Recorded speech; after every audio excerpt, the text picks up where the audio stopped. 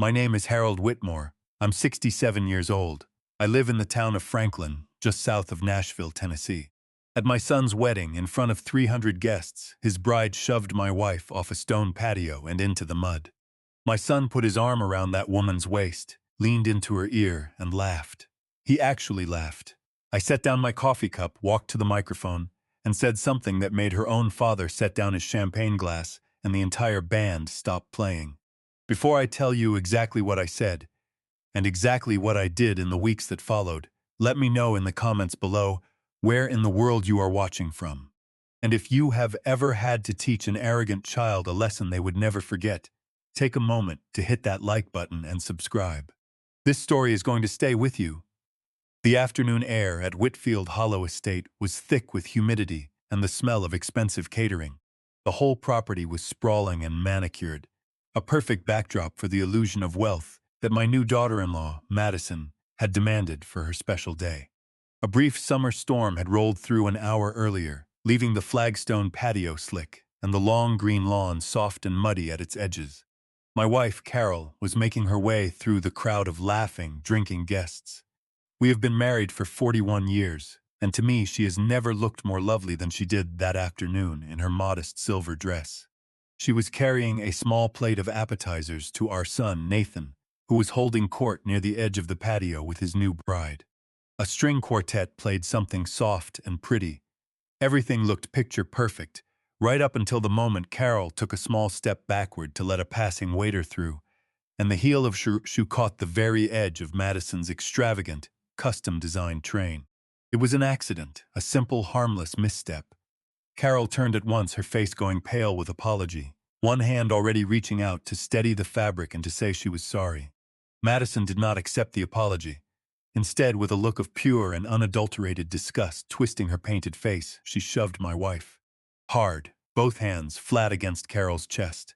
Carol lost her footing on the wet stone. She fell backward off the low edge of the patio and landed heavily in the thick, dark mud below. The sound of my wife hitting the ground cut clean through the chatter. A collective gasp rippled across all 300 people. I froze with my coffee cup halfway to my mouth, and I waited for my son. I waited for the boy Carol, and I had raised with every ounce of love and every dollar of our resources to rush forward. I waited for Nathan to help his mother to her feet, to turn on his bride, to scold her for putting her hands on a 63-year-old woman. Instead, Nathan looked down at his mother sitting in the mud. Then he wrapped his arm around Madison's waist, leaned into her ear, and chuckled. The blood roaring in my ears drowned out the quartet entirely. I did not yell. I did not make a physical scene. I set my cup on a passing waiter's tray and walked through the parting crowd. People stepped aside for me, their eyes darting between my face and the muddy ruin of my wife's dress. I knelt down beside Carol. Her eyes were welling with tears of the deepest humiliation I had ever seen on her. I took the handkerchief from my breast pocket and gently wiped the mud from her cheek. I helped her up, kissed her forehead, and whispered for her to wait for me by the car. Then I turned toward the stage. I walked with a slow, measured pace. Madison was already busy inspecting the hem of her gown, complaining loudly to her bridesmaids about the smudge my wife had supposedly caused. Nathan was still grinning, a glass of champagne in his hand. I climbed the 3 steps to the stage. The band leader took one look at my face and stopped conducting. The music died instantly. I lifted the microphone from its stand, and a sharp squeal of feedback cut through the murmurs of the crowd. 300 faces turned toward me. Near the front stood Russell Cole, Madison's father, his chest puffed out inside a tailored tuxedo. He lowered his champagne flute, a frown creasing his forehead. I looked directly at my son. "Nathan," I said, and my voice echoed off the stone walls of the estate. "Your mother sends her apologies for dirtying the bride's dress. To make up for the inconvenience, I would like to announce my wedding gift to the two of you, right now." Nathan puffed out his chest. A smug little smile spread across his face, and he nudged Madison, expecting some grand display of wealth to match the Cole family. I reached into my breast pocket and drew out a crisp white envelope. Inside it was a cashier's check I had prepared that very morning. A check for $150,000, the down payment on their first home. I held the envelope up so the whole crowd could see it. "This envelope," I continued, my voice perfectly level, "contains a check for $150,000. It was meant to start your new life together. However, seeing as that new life apparently involves putting your hands on the woman who gave you life, I am canceling this gift. Effective immediately, I tore the envelope in half, right there against the microphone. The sound was magnified, loud and final. Then I tore it again, and I let the pieces fall like snow onto the polished wood of the stage. The silence in that reception hall was absolute. Russell Cole's mouth hung slightly open. Several bridesmaids covered their own with their hands. I turned to walk away. As far as I was concerned, the line had been crossed, and I was cutting the financial cord for good. But Nathan did not stand there in shame. He marched up the steps after me, his face flushed red, and snatched the microphone out of my hand. The feedback screeched again. "Keep your penny-pinching money, old man," he spat, his voice booming across the speakers. "You think I need your pathetic little savings. Russell is making me a full partner at Coal Import and Logistics on Monday. I'm stepping into the big leagues. We don't need you, and we don't need your miserable money. Go home." A smattering of uncomfortable applause came from the Cole side of the family. Nathan wrapped his arm triumphantly around Madison. I did not respond.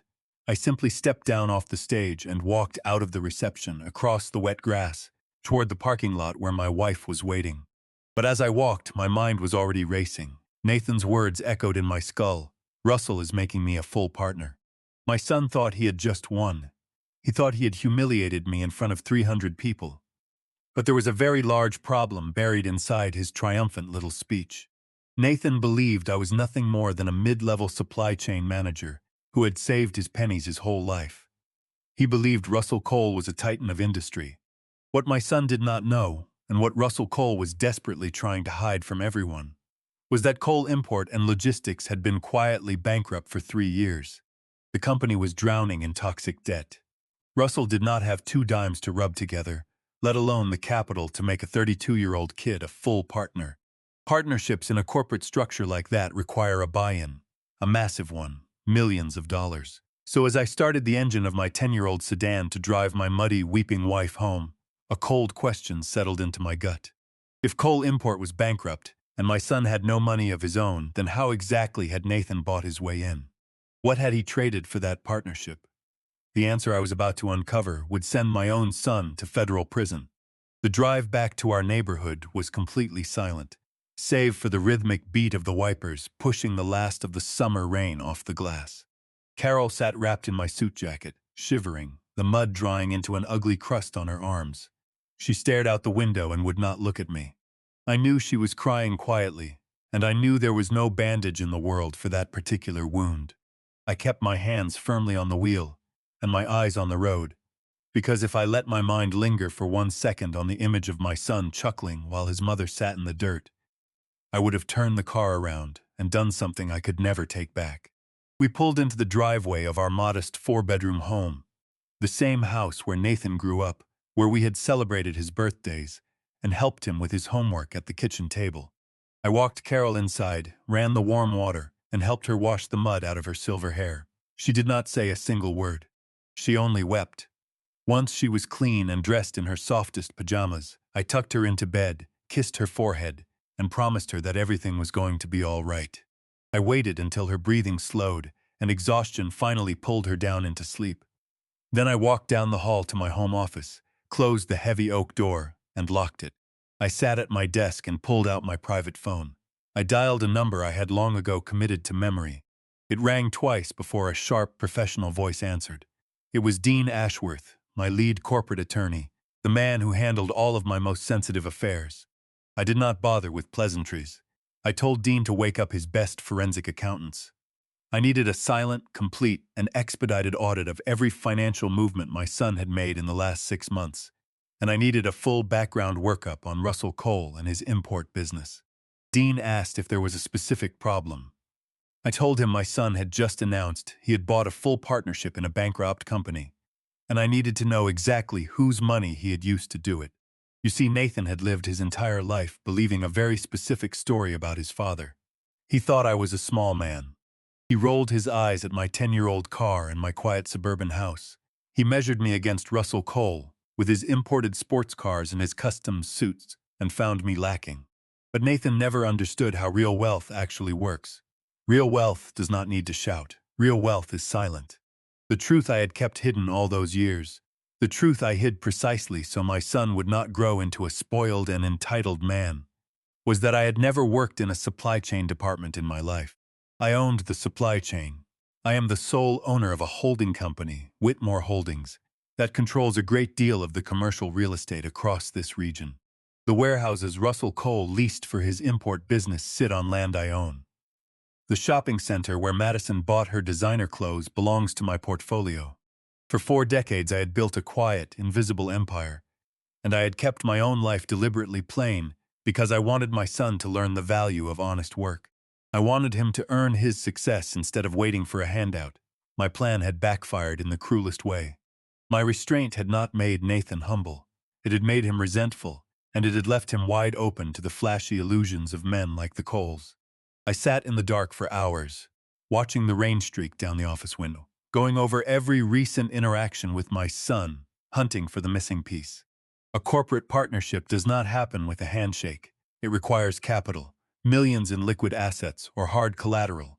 Nathan earned a decent salary, but he was buried in credit card debt trying to keep pace with Madison's demands. He had no cash and no credit. So how did a 32-year-old kid buy his way into a failing man's company? What leverage did he have? The clock on my desk read 2 in the morning when the phone finally buzzed. I answered on the first ring. Dean sounded breathless. He told me to sit down. I told him I was already sitting, and to tell me what his team had found. Nathan, he said, had not used cash to buy his partnership. He had used paper, and then Dean told me to think back exactly 5 weeks. 5 weeks earlier, Carol had been admitted to Franklin Ridge Medical Center for a routine gallbladder surgery. A minor procedure, but they had her on heavy pain medication for a few days afterward. I had stayed at her side almost the entire time. Almost. There had been one single afternoon when I stepped out for 2 hours to meet a property manager across town, and Nathan had volunteered to sit with his mother while I was gone. Dean's voice grew grim. During those 2 hours, while Carol lay heavily medicated and completely vulnerable in that hospital bed, Nathan had brought a notary into her room. He had presented his own mother with a thick stack of legal documents, and he had told her they were standard medical proxy forms required by the hospital. He had smiled and held her hand and told her not to bother reading the fine print because her eyes were too blurry from the medication. He simply pointed to the dotted lines and told her where to sign. Carol trusted her son. She signed every page he put in front of her. She probably smiled up at him through the haze and thanked him for being such a good boy, for handling the boring paperwork so his father would not have to worry. The image of my wife looking up at him with that drugged, hazy affection, while he knowingly handed her the instrument of our destruction, made me physically ill. They were not medical proxy forms. Nathan had tricked his mother into signing a broad, durable power of attorney, a document that handed him absolute and unchecked legal control over Carol's financial assets and property. My chest went so tight I could barely breathe. My own son had preyed on his mother while she lay recovering in a hospital bed. And the notary who sat in that room and stamped those pages, I would later learn, had been quietly paid for his silence, a detail that would come back to bury them both. I asked Dean what Nathan had done with that document. The answer was a masterpiece of betrayal. Nathan had taken that fraudulent power of attorney straight to Russell Cole and used it to sign over the deed to our lakeside cabin on Norris Lake. The little cabin Carol and I had bought 30 years ago. The place where we watched every summer sunset. The place where Nathan himself had learned to fish, standing on the wooden dock I built with my own 2 hands. He had transferred that deed to Russell to use as hard collateral for a corporate loan. That was his buy-in. That was how he secured his shiny new partnership. He had traded our memories and our safe harbor for a fake title from a fake tycoon. I ended the call and set the phone gently on the desk. The silence of the house felt enormous. I looked down the hall toward the bedroom where my wife slept, still unaware that her own son had stolen her cabin while holding her hand in a hospital bed. She was already broken from being shoved into that mud. If she learned the full extent of his treachery, it might destroy her completely. So I made a decision, right there in the dark. She would never have to fight this. I would. Nathan thought he had won. He thought his forged paperwork and his glittering new in-laws had lifted him above his frugal, boring parents. He thought he was untouchable, because he believed I was just a tired old man who could not fight back. He had no idea he had just kicked a sleeping giant. I opened my encrypted ledger and looked at the vast web of companies under my control. Anger, I have always believed, is a cheap emotion. It makes you loud and it makes you sloppy. And right then I needed to be entirely silent. 15 years earlier, on the advice of my accountants, I had structured my personal assets to shield them from any outside litigation. I placed my primary suburban residence under a very particular financial umbrella. I attached a deliberately toxic balloon mortgage to it, using one of my own corporate subsidiaries as the lender. It was a legal tax shield, and while the deed stayed in my name, the mortgage was completely harmless. I was, in effect, borrowing money from myself. I never made a payment. The debt simply sat dormant on my own private books. But that mortgage carried a brutal acceleration clause, and that clause had a very specific trigger. If the deed to the house was ever transferred, sold, or seized by another party without the written consent of the lending company, the entire balance came due at once. Not in 30 days, not in a week, immediately. Nathan thought he was a genius when he used that forged power of attorney to transfer my house to Russell Cole. He thought he was handing his father-in-law a clean, free asset. He never ran a title search. He never hired competent lawyers to vet the property. He was too arrogant and too desperate to prove himself to the Coles. By claiming legal ownership through that forged document, Nathan and Russell had not simply stolen a piece of suburban real estate. They had unwittingly assumed total legal responsibility for a massive toxic debt. The next morning I moved Carol and myself into a penthouse I keep in the city, one of many properties held quietly in my name. I sat her down on the velvet sofa overlooking the skyline, took her hands in mine, and finally told her the truth I had hidden for so long. I told her the house belonged to a blind trust, that the trust belonged to me, and that I had never been a mid-level anything. I told her that over 40 years I had built the company, that owned the very buildings we were looking at through the glass, and that I had kept our lives simple, only because I wanted our son to grow up grounded. She listened with wide eyes, and slowly the tears of humiliation she had been crying for 2 days were replaced by something else. Shock, and then a dawning, steadying relief. We were not destitute. We were not at the mercy of anyone. We were, in fact, entirely untouchable. I poured her a glass of sparkling water, told her to rest, and stepped into the soundproof study to spring the trap my son had walked into so eagerly. I called Dean and asked whether the county clerk had processed the deed transfer. He confirmed it had been stamped and finalized an hour earlier. Russell Cole was now the legal owner of record for my old house. I told Dean to execute the collection protocol on the balloon mortgage. By transferring that deed, Nathan and Russell had just triggered an immediate repayment demand of $2.5 million, owed directly to my holding company, due by the close of business the following day. Dean paused for just a fraction of a second. He reminded me gently that Russell Cole did not have $2.5 million in liquid assets, that the man was already drowning and could barely make his own payroll. I told Dean that was precisely the point of the trap. When Russell failed to produce the money, our company would have the legal right to seize his business accounts, freeze his operating capital, and force him into involuntary bankruptcy. Then Dean asked me the hard question. He reminded me that Nathan's name was all over the fraudulent transfer, that when investigators traced the forged signatures, my son would be looking at 15 years in federal prison for wire fraud and elder abuse. He asked if I was certain I wanted to send my own flesh and blood to a penitentiary. I looked out at the sprawling city below. I thought about Nathan laughing in the rain while his mother fell into the mud. I told Dean to begin. 4,000 miles away, the tropical sun was beating down on the water of Bora Bora, and I knew exactly what the weather was like there, because my daughter-in-law was documenting every second of their extravagant honeymoon for the whole world to see. I sat at my desk watching her feed update. In real time, Madison posing with imported champagne on the deck of an overwater bungalow, Nathan stepping into frame in linen shirts and a gold watch he had surely bought on credit. They looked like royalty. They looked like a power couple enjoying the fruits of enormous success. They had no idea their financial oxygen had already been cut off at the source.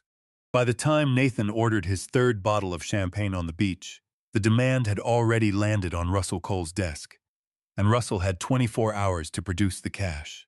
Of course he could not. When he defaulted, my legal team executed a hard freeze on every bank account, every credit line, and every corporate card tied to the entire coal enterprise.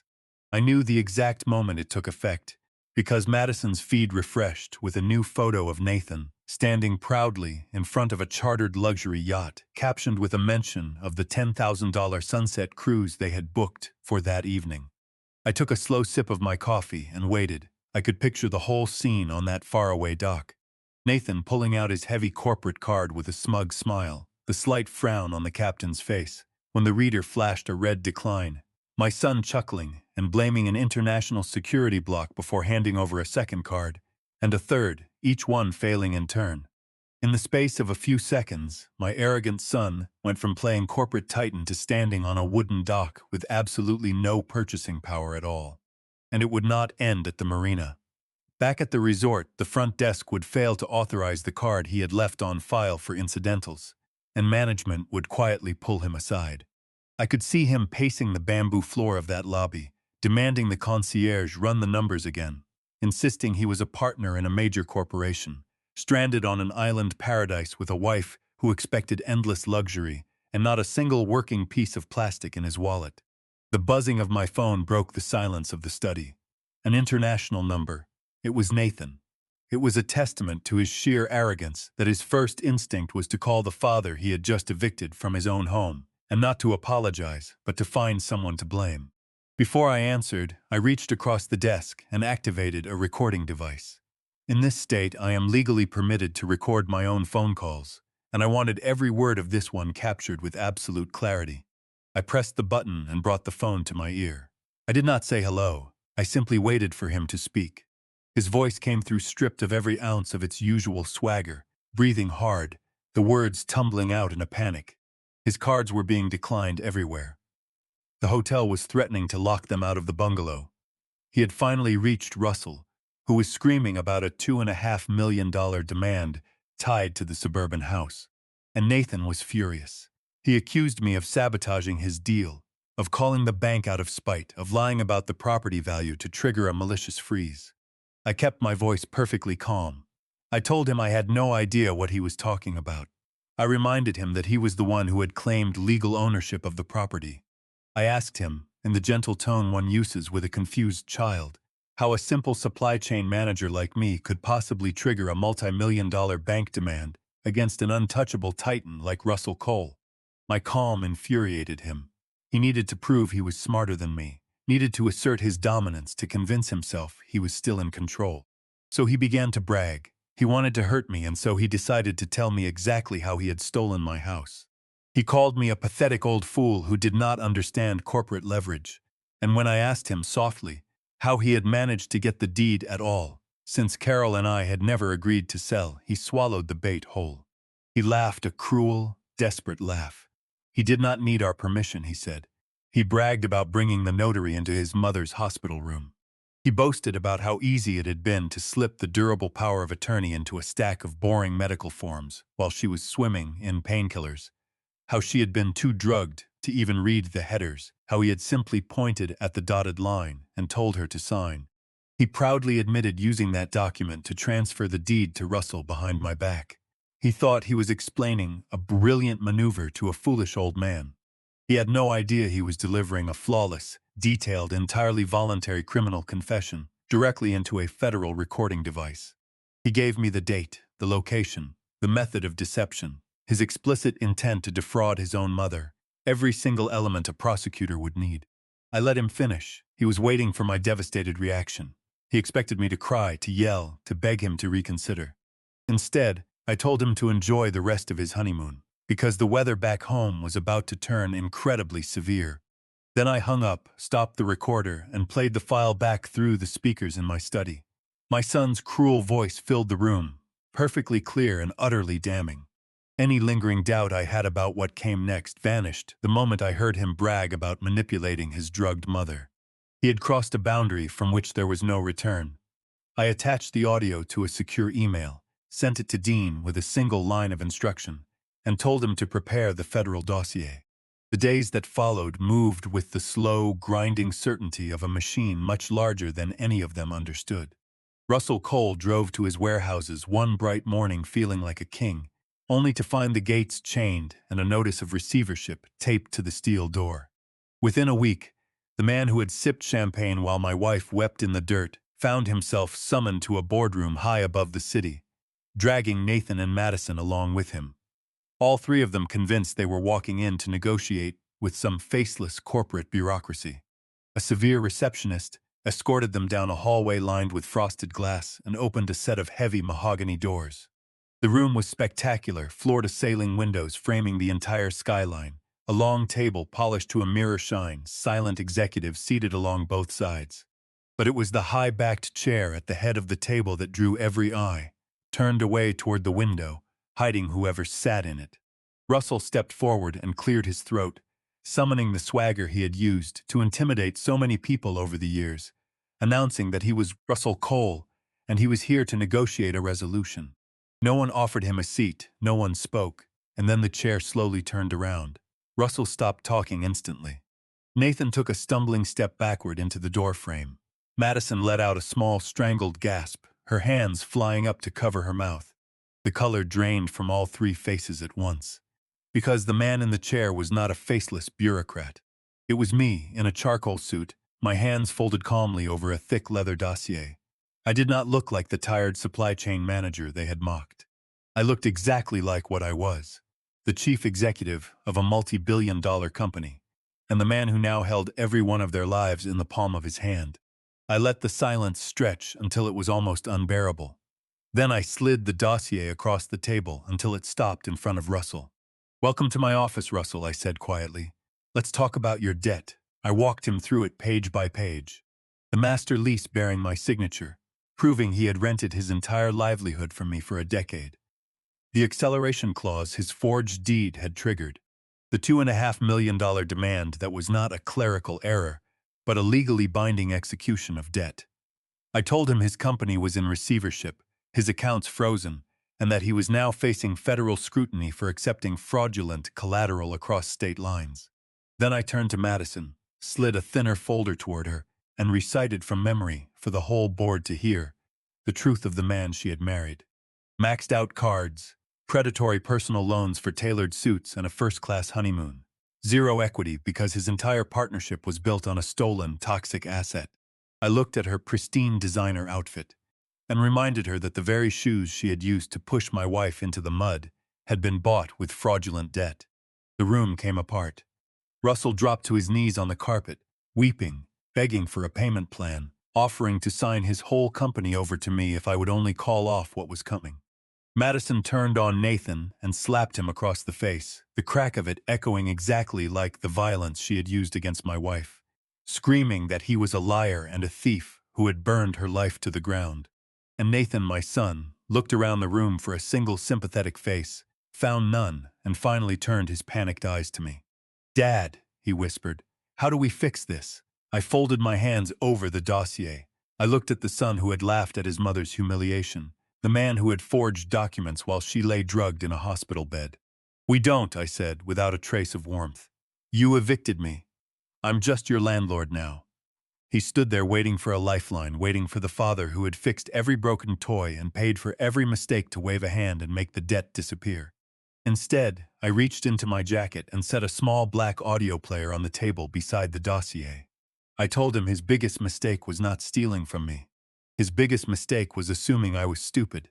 And then I pressed play. His own voice filled the boardroom, the cruel laugh. The proud, detailed account of the notary, the painkillers, the dotted line, his own mother too blurry-eyed to read what she was signing. Nathan stood frozen, the blood draining from his face as he listened to his own voluntary confession echo off the glass. Madison took another step away from him, as though he carried a disease. Even Russell looked up from the carpet with a new and deeper terror, because every person in that room understood exactly what that recording meant. I paused it. I told my son in a level and clinical voice that what he had done was not a clever corporate loophole. It was severe elder financial abuse against a vulnerable patient recovering from surgery. It was grand larceny. And because he had authorized an electronic transfer of defrauded funds while sitting on a tropical island, it was federal wire fraud, carrying mandatory minimum sentences and no parole. He was not looking at a fine. He was looking at losing the best years of his life to a concrete cell. He asked me, in a voice barely above a whisper, whether I was really going to use that recording to destroy him. I told him he had destroyed himself the moment he decided his mother's safety was worth less than a fake corporate title. I was simply the man delivering the receipt. Russell tried to distance himself, stammering that he had no idea the power of attorney was forged, that he was an innocent victim. I told him that ignorance of a crime does not excuse the possession of stolen assets, that his greed had blinded him, and that he was every bit as guilty of moving fraudulent funds across state lines. Nathan looked up, red-eyed, and asked if I was going to call the police. I gave him a cold and polite smile, and told him he had fundamentally misunderstood how men like me handle fraud of this size. I do not call the local police. I prefer specialized professionals. At that exact moment, the mahogany doors swung open, and Dean walked in, carrying a single manila envelope, flanked by two tall men in dark suits. One of them produced a leather wallet and flipped it open to reveal a gold badge. A special agent with the Federal Bureau of Investigation. The last of the color left my son's face. I explained the final piece. I had not brought that recording to watch him squirm. I had handed the entire dossier, the financial traces, the forged signatures, the recorded confession, to the federal prosecutor over an hour earlier. The trap was not just sprung. The steel jaws had already snapped shut. The agents recited the charges in flat, practiced voices. Wire fraud, grand larceny, elder financial abuse. The second agent drew a pair of steel handcuffs, and my son stumbled back against the window like a trapped animal, raising his hands, insisting there had been a mistake, pointing a trembling finger at me and shouting that I was just a bitter old man trying to ruin his deal. The agent did not argue. He simply took Nathan's wrist and turned it behind his back, and the sharp metallic click of those handcuffs was the most definitive sound I have ever heard. They arrested Russell too, reading a separate list of charges as he scrambled backward across the carpet, promising to testify, promising to hand over his ledgers, begging for mercy that no one in that room offered him.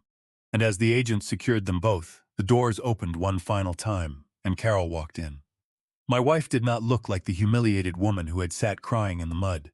She wore a tailored charcoal suit that matched mine, her silver hair styled immaculately, her posture straight and proud, carrying the quiet and unshakable dignity of a queen entering her own throne room.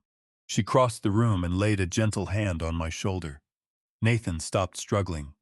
He looked at his mother, and his arrogant mask shattered into 1,000 irreparable pieces.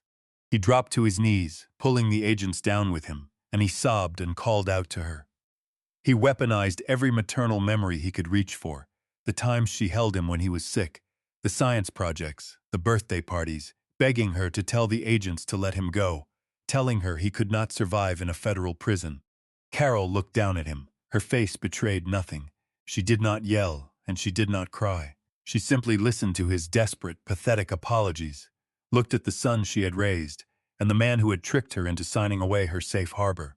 Then she shifted her gaze past him to Madison, frozen and trembling against the wall in her expensive clothes, and she lowered her eyes to Madison's shoes.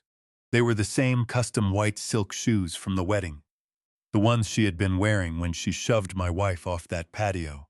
And because every card was frozen and every account seized, Madison had not been able to afford so much as a trip to the dry cleaner. The white silk was still caked with dark, dried mud, the very same mud Carol had fallen into. My wife looked at that mud for a long moment, said nothing at all, and simply turned and walked out at my side. She did not need a single word. The stain said everything. There was one more visit weeks later. Carol and I were crossing the underground garage of our building, on our way to a quiet dinner, when a small, shivering shadow detached itself from the concrete pillar beside our car. It was Madison, soaked through by the storm outside, her hair matted to her skull, her expensive makeup gone, her designer armor replaced by a thin, cheap raincoat. The high society friends she used to boast about had abandoned her the instant her father's accounts were frozen. She had built her entire identity on the illusion of money, and without it, she had simply ceased to exist in the world she once ruled. She begged. She spun a story in which she was the true victim, an innocent pawn forced into the marriage, manipulated by greedy men just like Carol and me. Then she asked for a loan. $10,000, she said, for a divorce attorney and a security deposit, pocket change to a man like me. I let her plea hang in the cold, damp air. I told her she was a poor liar, that she had never been anyone's victim, that she had embraced the cruelty eagerly because she believed it would fund her lifestyle. She shoved my wife into the dirt because she felt untouchable. She had cried not out of remorse, but because she was finally facing the consequences of her own decisions. "You have millions," she whispered bitterly. "You can ruin my father and send your own son to prison, but you can't spare a few $1,000s to help a woman you destroyed." "I did not destroy you," I said. "You destroyed yourself the moment you decided human dignity mattered less than a designer label." Then I reached into my jacket, and her eyes lit up with a pathetic flicker of hope. Certain the lecture was simply the price before the checkbook. But I was not holding a checkbook. I was holding a business card. Apex Commercial Sanitation Services, one of the many companies under my umbrella. Overnight deep cleaning for industrial facilities and transit stations. Brutal, physical work, shifts that begin at midnight and end at dawn, paying the exact legal minimum. I told her I would not give her a loan, not a single dime to finance her escape, but that if she called the number on that card and told the dispatcher she was ready to work, they would hand her a mop and a bucket. If she wanted a roof over her head, she was going to have to earn it with blisters on her hands, like the rest of the world. Then I opened the passenger door for my wife, and we drove away, and I watched in the mirror as Madison stood alone under the sterile lights, staring at that small white card, before the storm swallowed her. 6 months passed with the slow, relentless grind of the federal justice system. I sat in the front row of a courtroom with Carol's hand held firmly in mine, watching two men in loose orange jumpsuits shuffle in, their wrists and ankles bound in chains that rattled against the wooden chairs. The tailored suits and the imported watches and the arrogant smirks were gone. Russell looked 20 years older, his hair thinned and white, his shoulders caved in. Nathan looked pale and hollow, staring at the scarred table in front of him, his jaw trembling under the fluorescent lights. They were no longer titans. They were just two federal inmates, waiting to learn how much of their lives they were about to lose. The judge, a stern and meticulous woman who had spent decades on fraud and elder abuse cases, wasted no time. She called Russell a desperate predator who had built a house of cards and used stolen family assets to prop it up. And she sentenced him to 8 years, with a permanent injunction barring him from ever sitting on a corporate board again. He buried his face in his chained hands and wept. Then she turned to my son. She told Nathan his crimes were especially heinous because they targeted his own family, that he had preyed on a vulnerable woman recovering from surgery, that elder financial abuse and wire fraud are acts of profound cowardice and moral bankruptcy. She sentenced him to 12 years in a federal penitentiary, with no possibility of early parole. Nathan swayed on his feet, and his attorney had to grab his arm to keep him from collapsing. Then the prosecutor announced that the court would hear the victim impact statement. I squeezed Carol's hand, stood, and walked to the podium. The whole courtroom leaned in, expecting screaming anger or a tearful collapse. I gave them neither. I told the court I was not there to ask for vengeance, because vengeance is driven by emotion, and I had no emotion left for the man at that table. I described the boy I had raised, the child who used to help me wash the car on Sunday mornings, the teenager who once promised to build an honest life. Then I described how a slow, insidious greed had rotted that boy from the inside out, how the desperate hunger to appear wealthy had consumed him, until he decided his own mother's safety was an acceptable price for a fake title and the approval of frauds. I turned from the judge and looked directly at my son, and he lifted his heavy head to meet my eyes. I told him he had spent his whole life looking down on us, thinking we were small because we lived in a modest house and drove old cars, that he had been so desperate to sit at the big table that he forged documents to steal from his own mother just to impress a family of con artists. Then I let the silence stretch, and I delivered the last truth. I told him that the holding company he had tried to defraud, the empire that owned the office towers and the shopping centers and the industrial parks, was mine. That I had built it silently over 40 years with discipline and discretion, for one reason only, to secure his future. And that every asset, every building, every account, every acre of land had already been placed in a trust with his name on it. Nathan stopped breathing, his eyes widened to an impossible degree, the tears drying, replaced by a look of sheer and total horror. I told him he never needed to forge a proxy to steal a summer cabin. He never needed to beg Russell Cole for a fake partnership. He was the sole heir to a real fortune. All he ever had to do to inherit an entire empire was be a good son. He had traded a kingdom for a prison cell, and a bride whose shoes were still stained with his mother's mud. He opened his mouth, but no sound came out. I did not wait for him to find the words. I had said everything that needed saying. I stepped down from the podium and walked back to my wife, and I did not look at him again. Nearly a year has passed now. This afternoon the late sun lies gold across the rolling hills of the new place. Carol and I built out in the Tennessee countryside, 50 acres of quiet land, a house of natural stone and mahogany that we paid for. Every brick of it, with the cash liquidated from the seizure of Russell Cole's warehouses. There is a deep and satisfying irony in knowing that the greed which set out to ruin us ended up financing our peace. We are hosting a small garden party, no caterers trying to impress anyone, no imported sports cars in the drive, only the handful of true friends we gathered, over a lifetime of quiet loyalty. The ones who called just to ask how we were holding up when the news of the trial broke. Carol stands beneath a great oak, radiant in a dress the color of ivory, her silver hair loose around her shoulders, her laughter floating across the garden, like a sound I had feared I might never hear again. It has been a hard road. There were long, quiet nights of grief for the son we thought we had. But looking at her now, I know she is healed. The suffocating shadow of Nathan and his bride is entirely gone from her life. She is free. And here at the end of it is the thing I most want to leave you with. For years, Carol and I walked on eggshells, shrinking ourselves down to fit inside the background of our son's arrogant story, tolerating the disrespect and the manipulation, because we believed that unconditional parental love required infinite patience. We were wrong. Unconditional love does not mean offering yourself up as a sacrifice to a predator, even when that predator is your own child.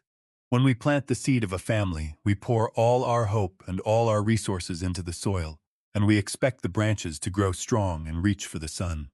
But sometimes a rot takes hold deep in the wood, and if you leave the infected branch attached out of a misguided loyalty, the sickness will pull the whole tree down into the dirt. I had to take an axe to my own family tree. It was the most agonizing choice a man can make, and it left a scar on my heart that will never fully close. But standing here in this gold light, watching my wife laugh, I know with absolute certainty that it was the only right one. We naturally want to protect our children and shield them from the world's hard edges. But when protection curdles into enabling, it can rot a person's character, trading gratitude for arrogance and greed. Real love sometimes demands the agonizing choice to cut the cord and let a toxic person face the full weight of their own actions. You cannot buy respect, and you must never sacrifice your own dignity, your own safety, or your own peace to fund someone else's delusion. If you have ever had to make that difficult choice, to set a hard boundary or cut ties with a family member to protect your own peace, I would truly like to hear your story. Share it in the comments below, and if this story moved you, please hit that like button and subscribe for more tales of quiet justice. This story was written and narrated by a real person who has spent a long time thinking about family, money, and the strange places where the two collide. The names, the places, and the details have all been changed, and any resemblance to real people or events is entirely coincidental. But the emotions underneath it, the love, the betrayal, and the hard-won peace on the other side, are as real and as human as anything I know. Thank you for listening, and take care of the people who truly deserve your loyalty.